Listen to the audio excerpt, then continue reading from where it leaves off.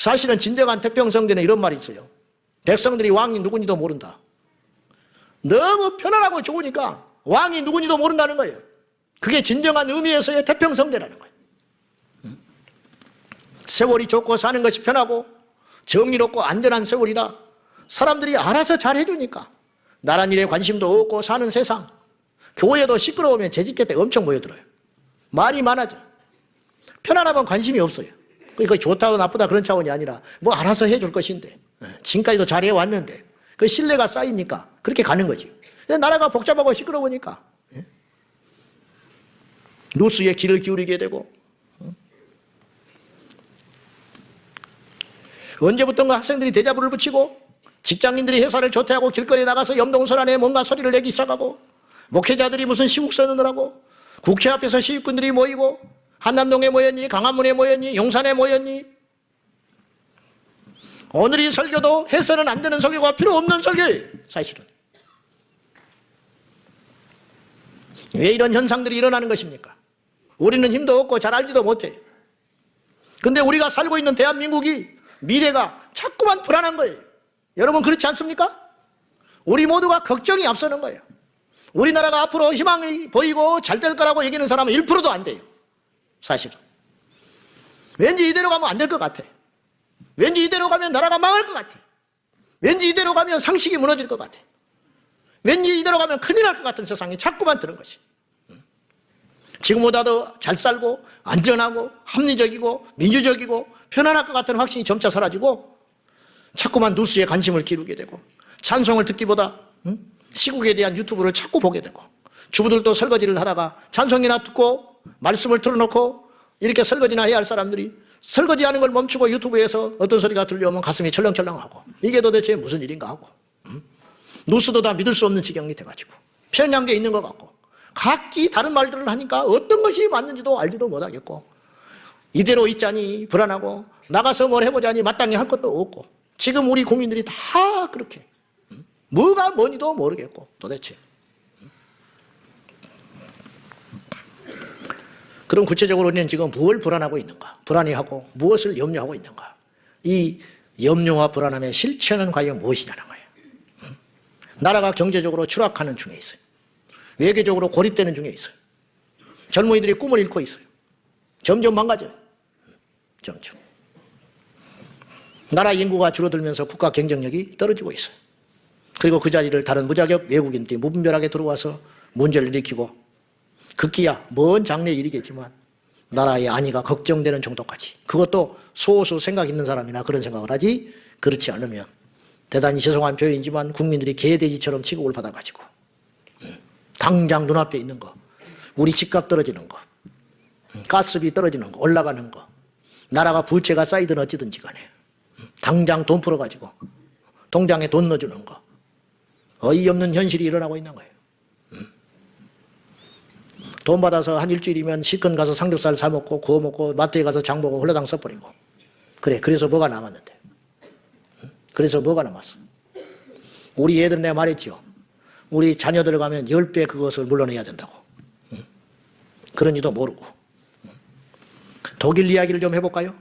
독일의 메르켈 총리는 16년간 집권을 했어요. 그 사람이 망해가는 독일의 경제를 살려냈다고 찬사를 보냈는데 알고 봤더니 엄청나게 잘못한 게 많아. 그때는 몰랐어요. 이게 문제라는 거예요. 이 사람은 독일에 떨어진 출산율, 그 당시 1.8%에서 1.5% 떨어지니까 국가가 비상 걸렸다고 해가지고 노동 인구가 떨어지니까 국가 경제가 바닥을 치고 경쟁력이 떨어진다고 이 사람이 깨낸 정책이 뭐냐면 외국인 난민들을 받아들이자는 거예요. 그런 정책을 폈어요. 그래가지고 2015년만 해도 100만 명의 난민을 받아들였어, 독일이. 근데 받아들인 난민 사람들이 누구냐? 아프가니스탄, 시리아, 이라크, 전부 무슬림들을 받아들였어요. 효과가 일부 있는 것 같아처럼 보였어요. 그러나 그 후유증은 상상을 초월했어요. 여러분, 그 사람들이 독일어를 할 줄 압니까? 와서 당장 독일어가 능숙해가지고 어떤 일에 척척척 들어붙어가지고 무슨 일을 해요? 그리고 그들 안에 독일에 대한 애착이 있어요? 독일은 지금 돈 벌러 온 나라에 불과한 거예요. 무슨 애착이 있어서 그 나라에 무슨 일이 터지면 도와줄 것 같아요? 언어가 안 돼, 첫째는 언어가. 그러니까 취업을 제대로 못해. 들여놓기는 했는데 한번 들여놓은 이상 내보내지를 못하는 거예요. 제주도를 무비자로 받아들인다고요?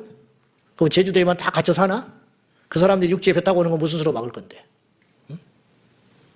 지금 제주도의 땅을 중국인들이 얼마나 많이 사들였는지 아세요? 응? 10년, 100년을 내다보고 어떤 일을 해야 할 거 아니에요.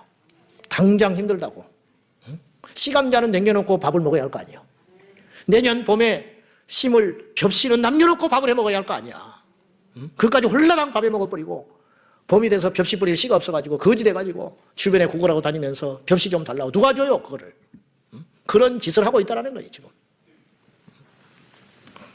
언어가 안 되니까 독일에서 취업이 안 되고 취업을 해도 인구 격차가 60%밖에 안 돼. 독일 사람들이 100만 원 받을 때 그 사람들은 60만 원 정도 받는 거야. 60만 원, 70만 원. 불만이 생겨. 자국에 있을 때보다는 훨씬 많이 받지만 불만이 생기는 거예요. 그리고 받은 그 돈이 독일을 위해서 씁니까? 조국으로 보낼 거 아니야. 고국으로. 고국에 자식이 있는데 저 자식이 있고 고국에 가족이 있잖아. 그럼 거기 보내는 거예요. 독일의 유익이 얼마나 있어요. 그래봤자. 그리고 취업을 못한, 언어가 안 되고 자격이 안 돼가지고 취업을 못한 그 사람들은 독일에 들어와가지고 실업자가 된 거야. 그러면 독일 정부에서는 그 사람들에게 뭘 해줘야 돼? 실업급여를 줘야 돼. 남는 게 하나도 없는 거예요. 앞으로는 뭐 공장에 돌아가는 것 같고 노동인구가 채워지는 것 같고 그렇지만 그 후유증을 못 보고 단기적으로 1년에 100만 명이나 받아들여놨으니 그 애만 받아들였겠어요? 그 사람들이 이제 독일에서 자리를 잡고 살면서 자기들도 힘들잖아.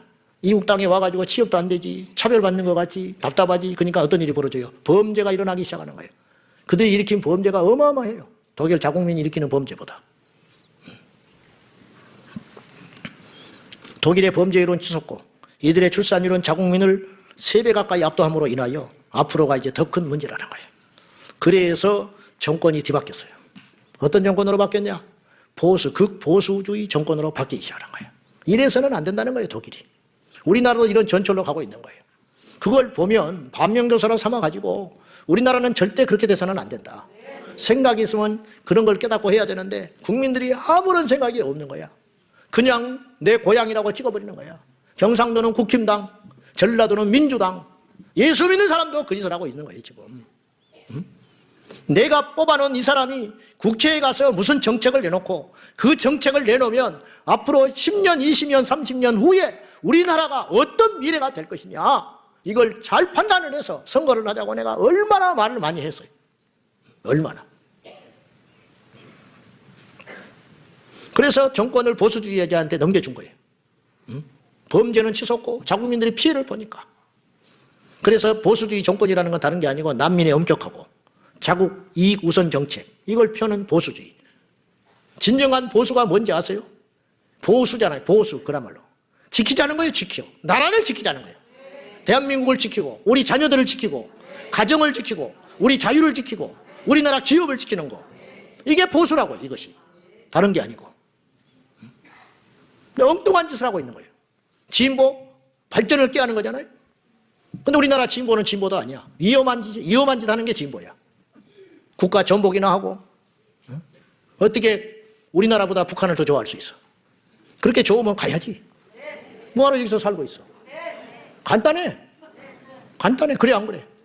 우리 집에서 내가 차려준 밥을 먹고 내가 밖에 나가서 치사하게 고개 기웃거리면서 벌어다 준 돈을 가지고 밥을 먹고 학교를 다니고 신발을 신은 놈이 맨날 집에 앉아가지고 우리 집은 틀렸대.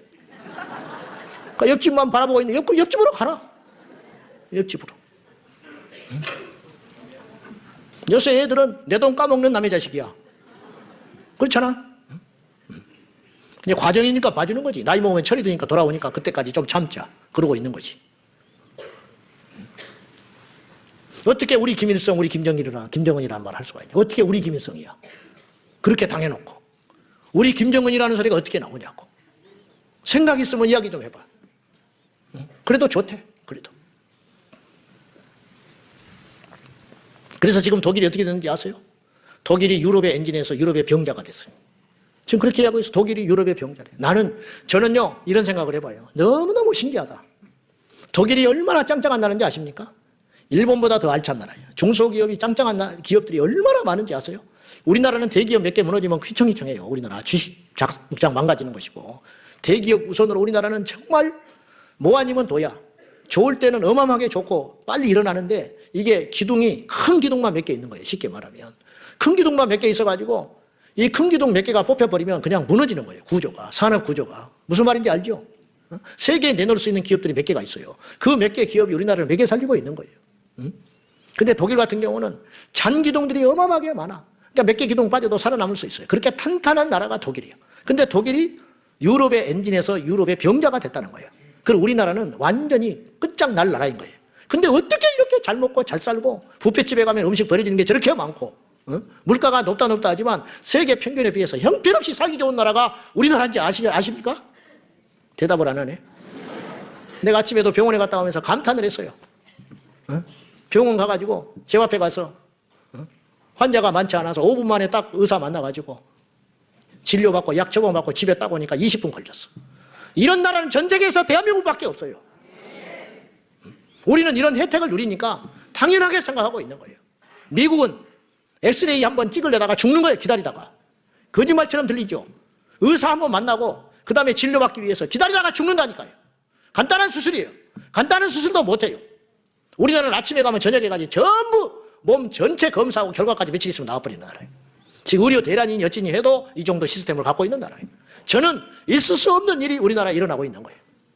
약국에 가서 병원에 가서 진료받더니 얼마? 3,980원. 3,980원 나왔더라고. 미국 가면 10만 원이야. 감기 하나 하려면. 엑스레이나 찍고 수술하면 2억 들어, 2억.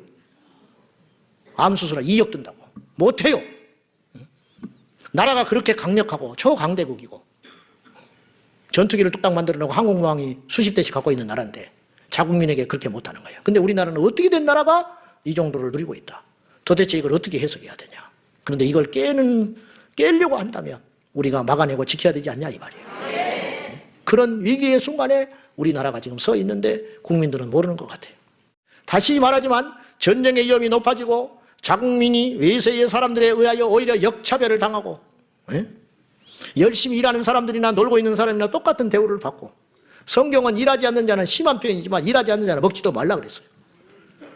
고마울 줄 압니까? 절대로 고마워하지 않습니다. 인간은. 놀고 있는 사람에게 돈을 주잖아요. 실업급여를 받으면서 감격하는 사람 있습니까? 한 사람도 없습니다. 그것도 적다고 아우성이지. 더 길게 줘야 한다고 아우성이지. 그래요 안 그래요? 일을 하는 사람이나 못하는 사람이나 자격이 있는 사람이나 없는 사람이나 똑같은 대우를 받고 이게 차별금지법이에요. 차별하지 말라는 거예요. 차별과 구별도 구분 못하는 사람들이 이 땅의 바보들이에요. 정치인들이에요. 어떻게 영어를 하는 사람이나 못하는 사람이나 그 회사에서 무역회사인데 어떻게 영어 못하는 사람은 어떻게 써? 영어 못하는 사람은 어떻게 중용을 해가지고 쓰냐고. 그런 세상을 만들겠다는 거예요. 결국은 저는 그 뒤에 마귀가 있다고 봐요. 그래서 나라를 완전히 송두리째 망하게 하고 뿌리째 뽑아가지고 우리나라가 부강해지고 영향력 있고 힘이 있어야 복음을 전하는데 이거 못하게 하려고 마지막 때에 사탄이 아주 대못을 박으려고. 그러나 우리에게는 하나님이 계세요. 우리가 이런 것들을 분명히 알고 깨어 일어나서 정치 색깔을 떠나서 예수의 이름으로 우리 국가를 위한 비상기도를 우리가 쉬지 아니하고 해야 할 시점이라고 저는 믿습니다. 이게 뭐 어제 오늘의 이야기도 아니지만은 교회가 이런 것들을 깨우지 아니하며 근데 교회가 잠잠하여 잠을 자고 외치지도 않고 말하지도 아니하고 뭐가 뭔지도 모르고 그냥 앉아가지고 죽은 예배로만 드리고 그냥 맥없이 돌아가가지고 하루하루 그냥 아침에 일어나서 먹고 마시고 놀고 그냥 가고 그냥 이런 식으로 흘러가는 거예요. 집이 무너지는지도 모른 채. 아무리 이래도 승진할 수도 없고 왜 차별을 안 해야 되니까.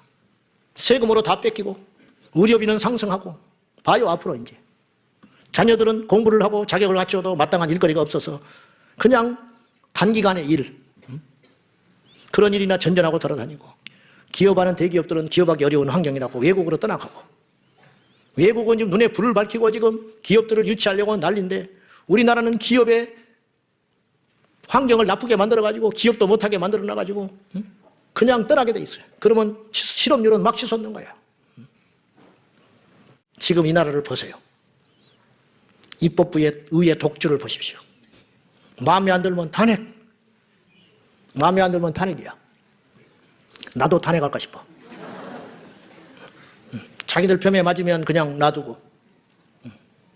감사원장 탄핵. 감사원장은 뭐 하는 거야? 감사. 뭐가 잘못됐는지. 누구를 막론하고 잣대를 갈아다 들이대가지고 잘못한 것은 처벌을 하고, 그래야 다시는 그런 일이 재발되지 않으니까.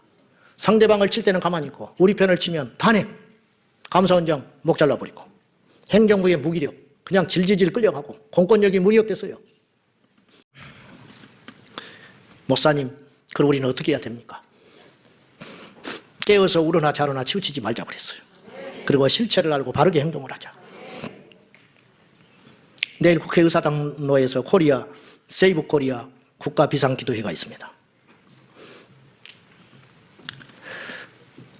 탄핵을 하자 말자의 문제가 아니에요.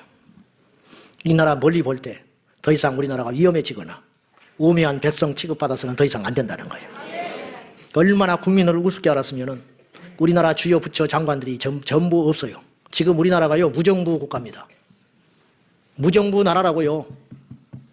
대통령 없잖아요. 국무총리 없잖아요. 행정안전부 장관 없어요. 아십니까? 국방부 장관이 없어요. 지금 전쟁 나면 뭘 할지 몰라요. 국방부 장관이 없습니다. 사임하거나 다 공석이에요. 경찰청장 없어요. 육군참모총장 없습니다.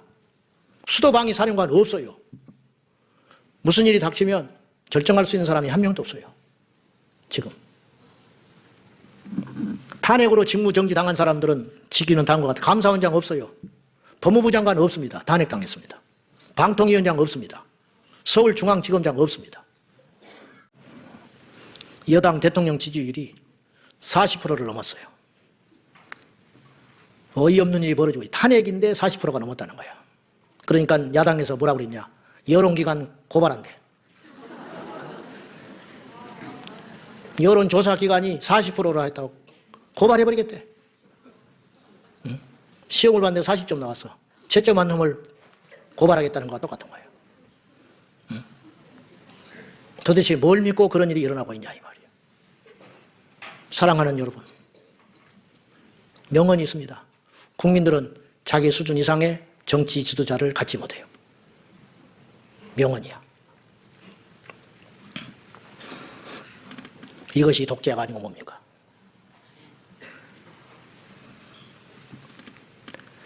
지금 국가를 위해서 무슨 기도를 해야 되느냐?